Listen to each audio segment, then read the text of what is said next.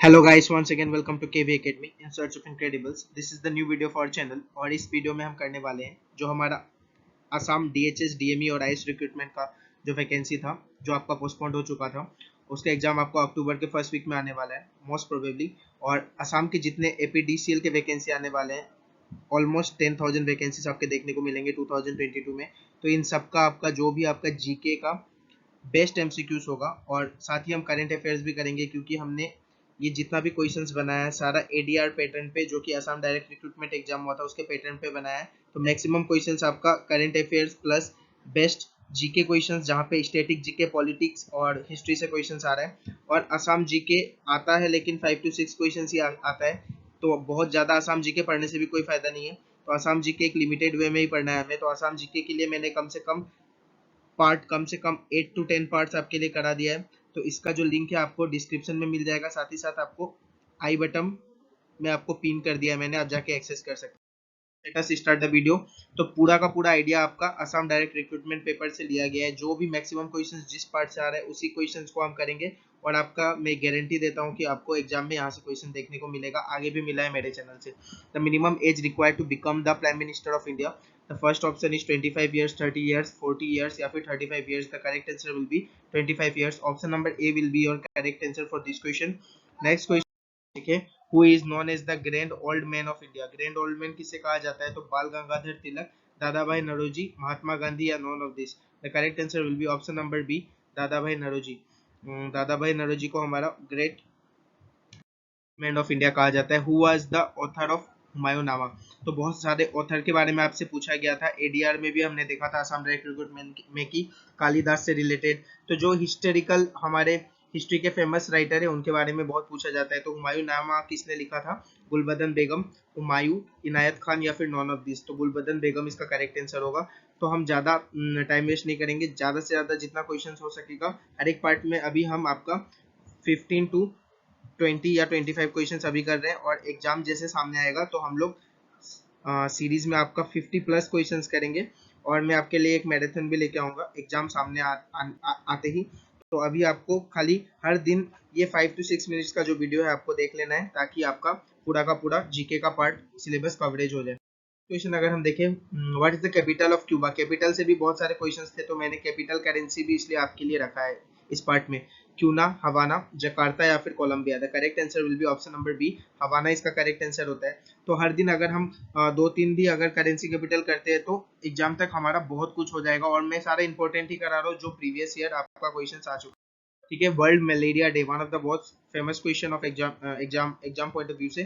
24 अप्रैल, 23 अप्रैल, 25 अप्रैल या फिर 22 अप्रैल। तो फेमस डे पे भी आपसे क्वेश्चन बहुत सारा पूछा गया था, तो डे भी हम साथ साथ करते रहेंगे। Option number C will be. और नेक्स्ट क्वेश्चन अगर देखें, the currency of Argentina. So it will be peso, euro, dinar या फिर dollar. The correct answer will be peso. Option number A will be your correct answer for this question.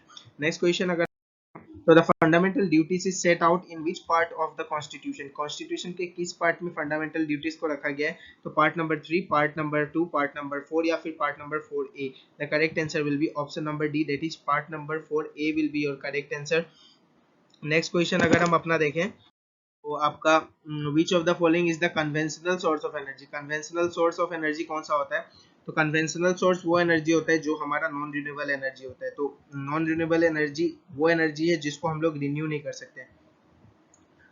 Non renewable energy को ही हम अपना conventional source of energy कहते हैं, ये बात आपको पता होना चाहिए। और non renewable energy is the energy which cannot be renewed, जो एक बार खत्म हो गया फिर उससे हम लोग क्या नहीं कर सकते? रिन्यू नहीं कर सकते।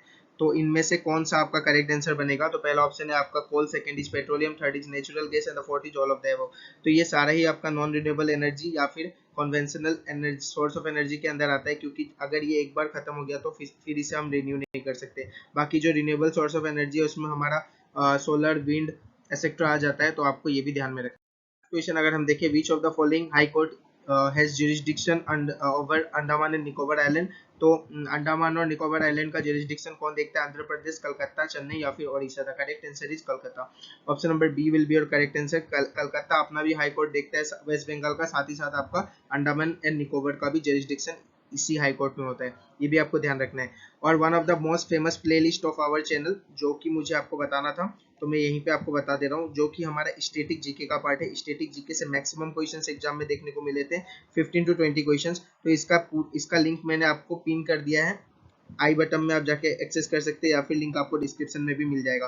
तो ये आपको एक्सेस कर लेना है। साथ ही साथ मैंने आपको पहले ही बता दिया कि असम जीके का भी पार्ट मैंने आपको दे दिया है। तो मैक्सिमम असम जीके से 5 to 6 क्वेश्चन ही आते हैं, तो इसे ज़्यादा पढ़ने का जरूरत नहीं है, लेकिन मैं जितना पार्ट मैंने करा दिया है वो इनफ है। तो आप जाके इसे साथ ही साथ देख लीजिएगा। आपको बस इतना ही काम करना है अभी, स्टैटिक जीके, असम जीके और अभी का जो सीरीज, इतना आपको देखते रहना है time to time. The good governance day GGD is observed in which day in India? December 24, 25, 23 या फिर 22? The correct answer will be December 25 will be your correct answer।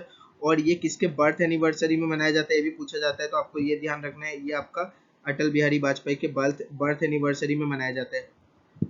ठीक है, दिस इज जितना भी मैं एक्स्ट्रा नॉलेज देता हूँ कोई भी क्वेश्चंस में, ये आपका बहुत इंपॉर्टेंट बन जाता है एग्जाम पॉइंट ऑफ व्यू से।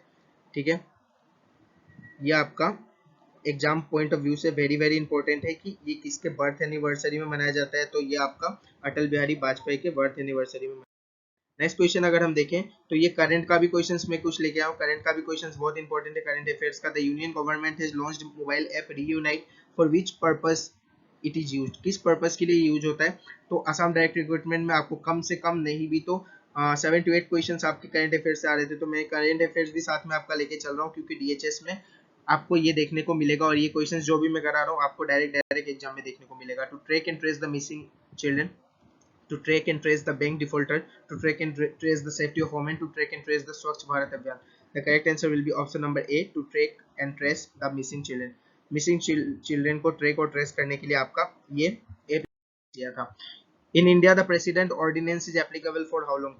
President का जो ordinance है कितने long के लिए चलता है? तो ये आपका 3 month, 4 month, 5 month या 6 month। The correct answer will be option number D, जो कि आपका correct answer होगा 6 month is your correct answer। Next question, तो which state government has launched पोषण अभियान to eradicate malnutrition? This is also a current affair question, ये भी आपका एक current affair questions का पार्ट बनता है। तो कौन सा ये आपका पहला स्टेट है जो पोषण अभियान जिन्होंने स्टार्ट किया है टू इरेडिकेट माल न्यूट्रिशन? तो ये माल न्यूट्रिशन का मतलब कि न्यूट्रिशन को बूस्ट करने के लिए आपका ये इरेडिकेट किया गया है माल न्यूट्रिशन को। तो कौन सा पोषण किसने किया है ये पोषण अभियान? गुजरात, यूपी, उत्तराखंड या फिर Rajasthan? The correct answer will B Gujarat. Option number A will be your correct answer, Gujarat इसका करेक्ट आंसर बनता है। क्वेश्चन है आपका, what is the currency of Bulgaria? Bulgaria currency आपका प्रीवियस ईयर क्वेश्चन है, ये पूछा जा चुका है असम के एग्जाम में ही। तो ये आपका लेव, रियाल, रियाद या फिर दिरहम, कौन सा करेक्ट आंसर होगा इसका? तो इसका करेक्ट आंसर होता है बल्गेरियन लेव, तो इसका करेक्ट आंसर होगा बल्गेरिया का जो करेंसी है वो आपका है लेव। तो this was the best 15 to 20 questions for today. ज्यादा से ज्यादा वीडियो को शेयर कीजिए। अगर अभी तक आपने चैनल को लाइक और सब्सक्राइब नहीं किया, प्लीज चैनल को लाइक और सब्सक्राइब कर लीजिए, ताकि आप अपना जीके का जो पार्ट है वो बूस्ट कर सके मेरे साथ, क्योंकि सारे ही एग्जाम में 50 to 50 प्लस क्वेश्चन जीके के आ रहे हैं। अगर जीके आपका अच्छा नहीं है तो आप कोई भी एग्जाम नहीं क्रैक कर सकते आसाम का। तो बेस्ट जीके क्वेश्चन मैं आपको करा रहा हूँ with the idea of ADR, Assam direct recruitment. Notification bell को दबा लीजिए ताकि किसी से भी कोई वीडियो मिस ना हो। एडीआर पैटर्न पे सारा क्वेश्चन हम लोग कर रहे हैं, और साथ ही साथ जितने भी प्रीवियस ईयर क्वेश्चन है सब हम करेंगे। आई बटन में प्लीज क्लिक करके आप स्टैटिक जीके और असम जीके पूरा का पूरा अभी से देखना चालू कर दीजिए। एग्जाम आते ही आपको उतना समय नहीं मिलेगा। सो मिलते हैं अगले क्लास में। Thank you guys.